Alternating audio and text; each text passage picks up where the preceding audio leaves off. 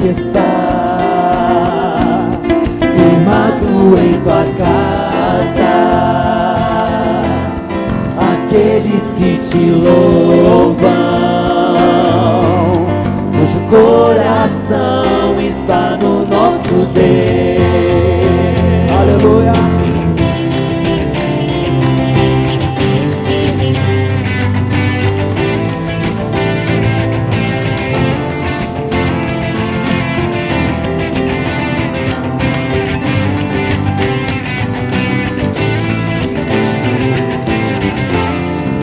Bem-aventurado é o que está firmado em tua casa,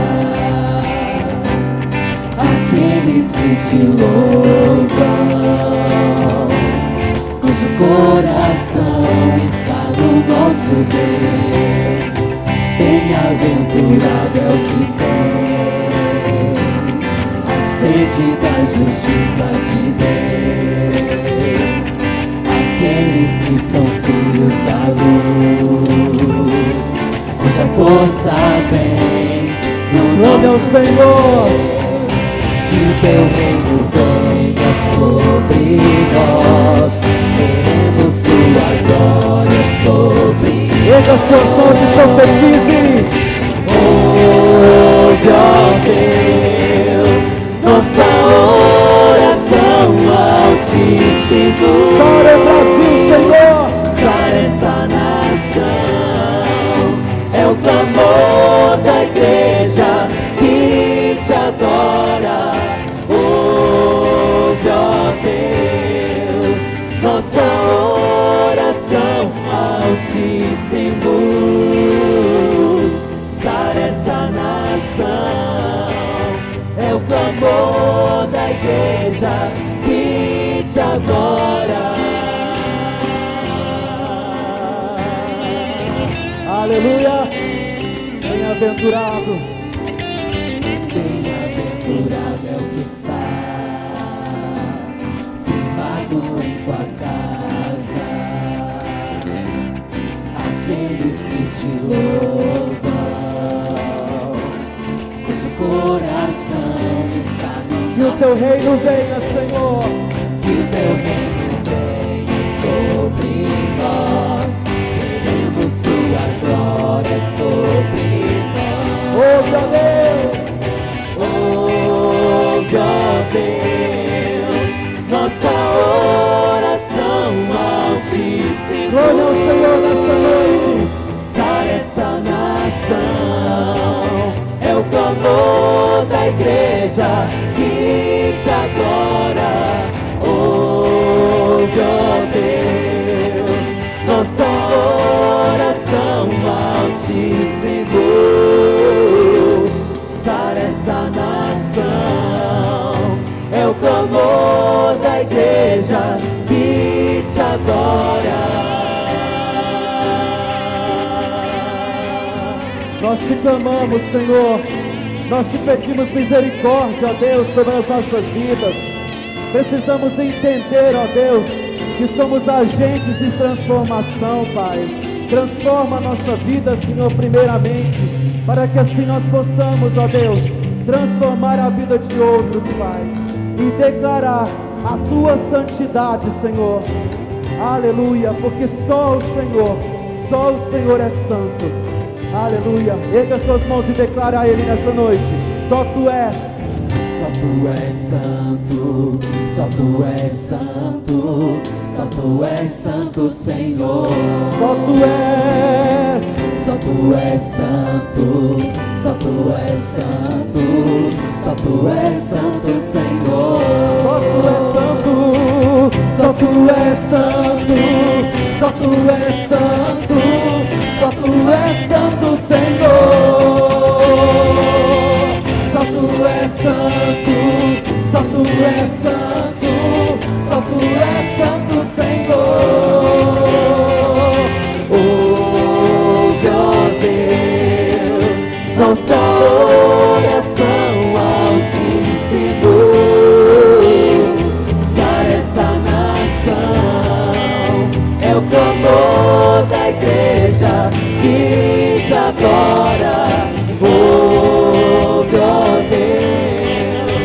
nossa oração ao Senhor.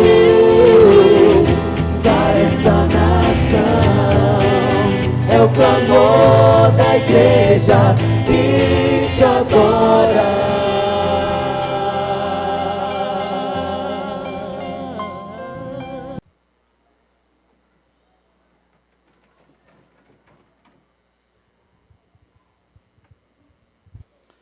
Boa noite, irmãos.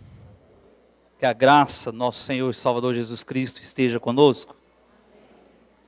Quero expressar aqui a minha alegria de estar com os irmãos.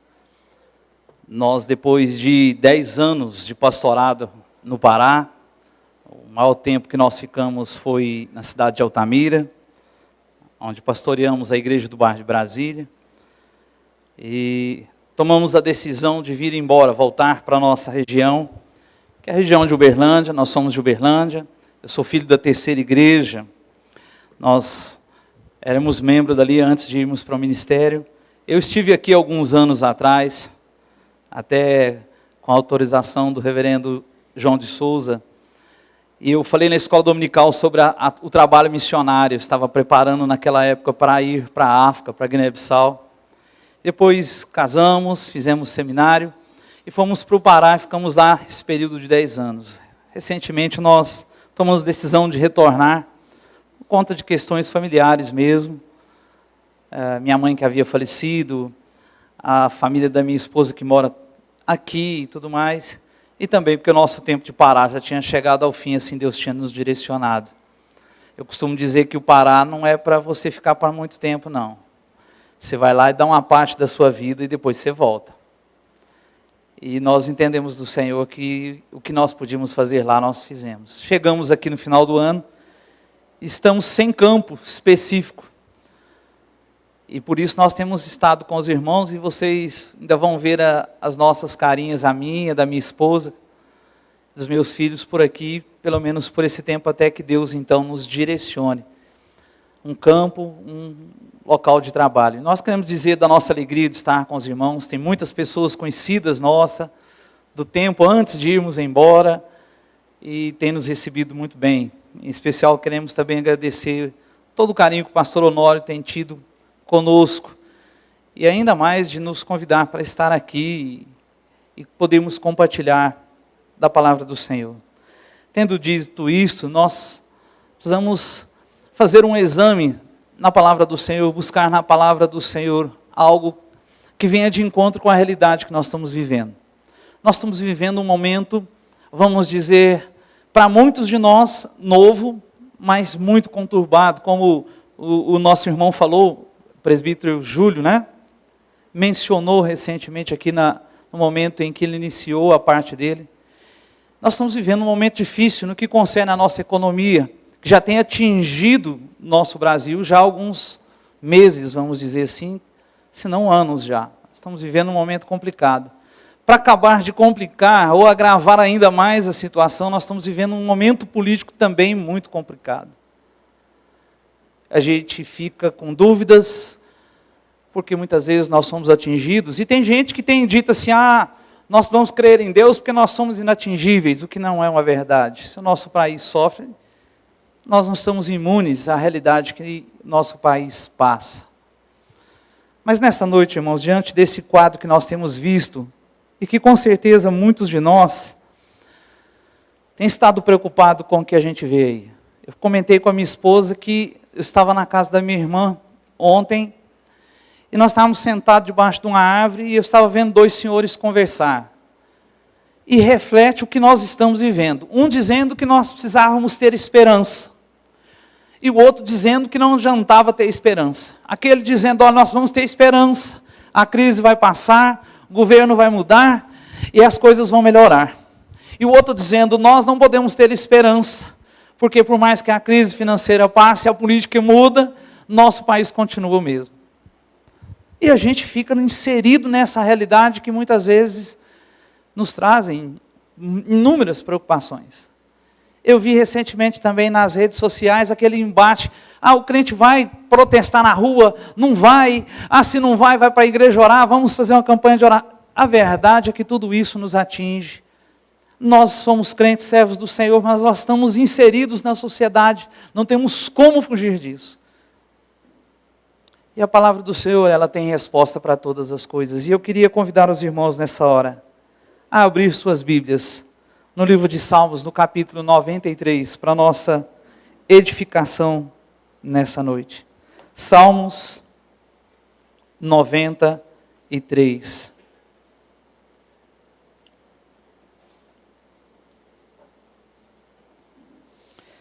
Mesmo assentados e com reverência, vamos fazer a leitura alternada deste texto, o poder e a majestade de Deus. Salmo de número 93, leitura alternada, diz assim: reina o Senhor, revestiu-se de majestade, de poder se revestiu o Senhor e se cingiu, firmou o mundo que não vacila.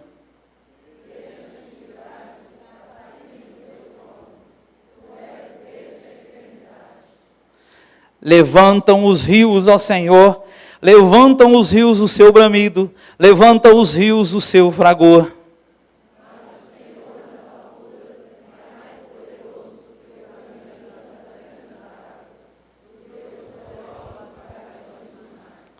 Fidelíssimos são os teus testemunhos, à tua casa convém a santidade, Senhor para todo o sempre. Amém. Vamos orar mais uma vez. Amado Deus, nós te louvamos por essa oportunidade maravilhosa que o Senhor nos concede estar na tua casa, prestar ao Senhor culto, louvar o teu nome, engrandecer ao Senhor. Agora também, ó Deus, quando estamos diante da tua palavra, pedimos que o Senhor possa falar ao nosso coração, que essa palavra venha transformar as nossas vidas, que nós possamos sair daqui cheios do Senhor. Ó Deus, o Senhor conhece a realidade que nós estamos vivendo. O Senhor sabe, ó Deus, que estamos inseridos nessa sociedade e o que a sociedade tem enfrentado de tantas inúmeras e diversas formas de dificuldades e de lutas. Nós queremos pedir que agora o Senhor ministre ao nosso coração através da tua palavra. Ó Deus, nós pedimos que o Senhor possa, nesse instante, levar a nossa mente e o nosso coração cativo à tua palavra. Em nome de Jesus, assim nós te pedimos e oramos. Amém. Irmãos, o Salmo 93, ele é importante para nós, ele ressalta algumas coisas muito importantes acerca da grandeza, do poder, da majestade do nosso Deus. Aqui começa um grupo de salmos que é dirigidos a Deus, como sendo Deus o Rei acima de todas as coisas.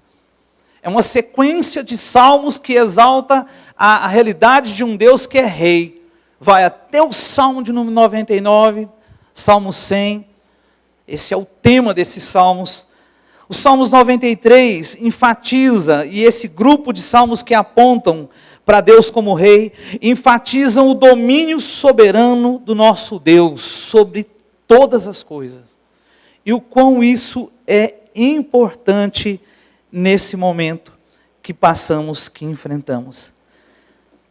Daí esse salmo nos ensina a engrandecer ao Senhor a respeito dessa vontade soberana, desse governo soberano, de três formas importantes. O salmista nos traz 3 lições preciosíssimas de como nós precisamos olhar para as realidades que enfrentamos, para as lutas que nós passamos, não importa elas quais sejam, e olhar e entender que, acima de tudo, nós temos um Deus que é maior que todas as coisas. Que nós servimos a um Deus que é maior que todas as coisas. O texto vai nos trazer 3 lições que vai falar com certeza ao nosso coração. Primeira delas, quando nós olhamos para o texto em apreço, verso de número 1 e verso de número 2, nós aprendemos, sobretudo, de que Deus é um Deus que reina absoluto. Há algumas expressões nesse verso 1 e verso 2 que apontam para essa verdade. Primeira delas, o próprio início do texto. Reina o Senhor, ponto. Essa expressão ela é muito usada nos Salmos para designar um Deus que reina sobre todos. Que está reinando absoluto sobre todos. É usada com muita frequência para expressar intensividade. Ou seja, não só que Deus reina, a linguagem que o salmista usa ressalta um reino absoluto, um reino incontestável, um reino inigualável. Um reino que percorre todas as coisas, que atinge todas as coisas. Às vezes nós perdemos de vista a dimensão de um Deus que reina sobre tudo. Eu me lembro de uma ocasião, e às vezes quando a gente se depara com as questões políticas, aí que a gente muitas vezes perde isso de vista. Eu me lembro que na eleição para prefeito, a última eleição para prefeito, eu estava pastoreando a igreja de Altamira. E um digníssimo juiz eleitoral da cidade me convidou para dar uma palavra para o dia de homologação dos prefeitos da região. Tinha 3 prefeitos. Então, fomos para um lugar à parte, lugar grande, estava muito tumultuado, e só entrava lá algumas pessoas, e quando eu cheguei na porta, aí eu dei o meu nome e falei, não, o senhor pode entrar. Eu fui para um cantinho, mas eu fiquei num cantinho tão espremido, tinha tanta gente, que arrumaram uma cadeira e eu fiquei lá no cantinho. E foi chegando gente, e câmera, era a posse de 3 prefeitos da região. E ele começou a cerimônia, quando deu um certo momento, ele diz assim, olha, agora eu vou passar a palavra para o reverendo Eduardo, e ele vai ter 5 minutos para dar uma palavra. Tinha um púlpito bem lá na frente, colocaram um patamar assim, os 3 prefeitos estavam sentados lá em cima. Aí eu disse assim, quando passaram a palavra, eu falei, ó, a primeira coisa que eu queria pedir que vocês descessem daí e viessem ficar aqui na minha frente, porque eu quero falar especificamente para vocês.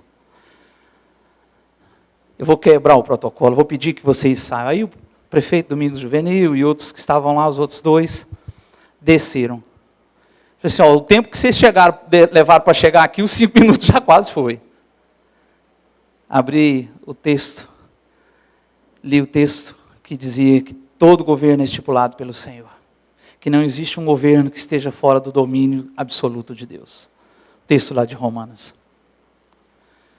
E falei, agora eu quero deixar uma frase para vocês. Que se vocês guardem essa frase no coração de vocês. E disse para eles, vocês serão prefeitos a partir desse momento. Se vocês não fizerem aquilo para o que Deus colocou vocês aí para fazer, usando o voto de cada uma das pessoas, Deus tira vocês, porque o governo dele é maior do que o de vocês. Vocês não são intocáveis e insubstituíveis. Nós precisamos crer nisso. Deus é absoluto, Senhor sobre todas as coisas. E essa é uma verdade.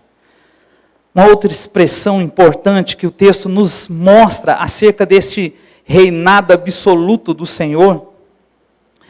O texto diz assim, revestiu-se de majestade, de poder se revestiu o Senhor e se cingiu. A linguagem revestiu-se, se cingiu, é uma expressão que denota o costume daqueles reis que quando iam tomar posse por alguma razão, em substituição ao reinado do pai, ou que assumiam o governo sobre algumas coisas, eles usavam uma vestimenta própria que designava o início daquele reinado. Um sinal, uma marca que designava o início daquele poder que estava sendo conferido àquela pessoa. Aqui os textos estão mostrando não que Deus passou a reinar a partir do momento que se revestiu, mas aponta justamente para um Deus que já está lá reinando. Desde a eternidade, porque Deus é eterno. E aliás, só Deus é eterno. O que é algo eterno? Algo eterno é algo que não tem início e não tem fim. Até nós não somos eternos porque nós tivemos um início. Nós somos criados. Só Deus é eterno. O seu reinado não começou, não teve início, Ele reina para todos sempre. Todas as coisas estão subjugadas sobre a sua soberana, ou sobre o seu soberano governo. Mas olha que coisa extraordinária que o texto ainda nos mostra. Verso de número 2. Desde a antiguidade está firmado o teu trono, Tu és o quê, irmãos? O que diz aí? Tu és desde o quê? Desde a eternidade. Aqui o salmista está apontando para o tempo deste reino. Segunda designação usada aí, tanto a antiguidade como a eternidade apontam para tempo. Um tempo fora do tempo. Porque as coisas, quando diz respeito a tempo, em relação a Deus e a nós é diferente. É diferente. O nosso tempo não é o mesmo tempo do tempo de Deus. Quando nós dizemos tempo de Deus, ou quando a Escritura, melhor dizendo, aponta para algo relacionado ao tempo de Deus, o próprio texto usa palavras diferentes. Quando o tempo está relacionado a Deus, na grande maioria dos casos, está escrita a palavra kairos. Quando está escrito o tempo no tempo do homem, está escrito cronos. Da onde tiramos a palavra cronômetro. As coisas não acontecem no cronos, no nosso tempo. As coisas acontecem no kairos, no tempo de Deus. E quando nós entendemos que as coisas acontecem no tempo de Deus, nós podemos descansar na soberania do Senhor. Sabe por quê? Porque tudo vai acontecer dentro da sua vontade, do seu governo, do seu tempo, que é soberano sobre todas as coisas. Não é no nosso tempo, não é do nosso jeito, não é na nossa vontade. Nós temos que crer nisso. Nós estamos vivendo num tempo que as pessoas estão mandando em Deus, determinando Deus fazer as coisas na hora que querem. Mas a Bíblia não nos ensina isso. A Bíblia nos ensina que Deus tem o seu tempo. E há tempo para todo o propósito debaixo dos céus. Nós precisamos aprender essa verdade tão importante para as nossas vidas. Segunda lição. Do verso 3 e verso 4, nós tiramos nossa segunda lição tão importante acerca dessa situação que vivemos e da boa mão do Senhor que age em nosso favor. Segunda lição vai nos mostrar no verso 3 e verso 4, que Deus é maior que qualquer das nossas circunstâncias. Deus é maior do que qualquer das nossas circunstâncias. Olha o que diz o texto, acompanhe comigo. Levantam-se os rios, ó Senhor, levantam-se os rios o seu bramido, levantam os rios o seu fragor. Mas o Senhor nas alturas é mais poderoso do que o bramido das grandes águas, do que os poderosos vagalhões do mar. Aqui nós encontramos, em primeiro lugar, ao analisarmos o texto, manifestações naturais, um rio. Recentemente eu vi uma reportagem mostrando quando a barragem lá que fez aquele estrago tão grande, ela arrebentou lá, alguém filmou ela chegando em determinado lugar, como é assustador a gente ver a força da água. O barulho, o estrondo, a destruição que ela foi causando.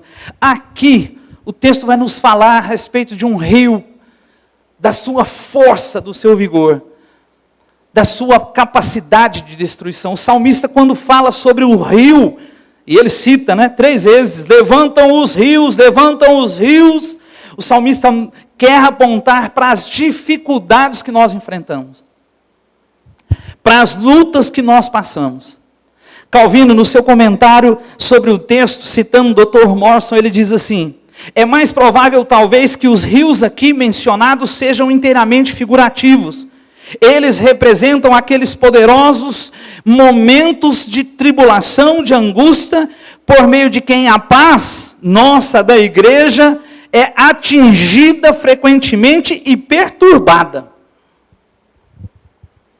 Os rios, esse fragor, essa força destruidora dos rios, usado nessa linguagem figurativa pelo salmista, aponta para as lutas que nós enfrentamos. E quem não tem luta? Todos nós passamos por dificuldades, todos nós passamos por lutas, por problemas diversos, de diversas naturezas. E precisamos aprender que não estamos isentos de passar pelos problemas. Quando nós passamos pelas lutas, pelas provações, nós vamos aprender lições preciosas. Por exemplo, as provações, elas são inesperadas. Ela não bate a porta para avisar que estou chegando. As aflições, as tempestades, elas vêm de uma vez, muitas vezes. As provações também são perigosas, porque elas causam dano. Pensa um rio que vem com toda a força, destruição, e mata e causa dor e sofrimento. As provações também são inadministráveis. Tem lutas e problemas que nós não temos domínio sobre ela.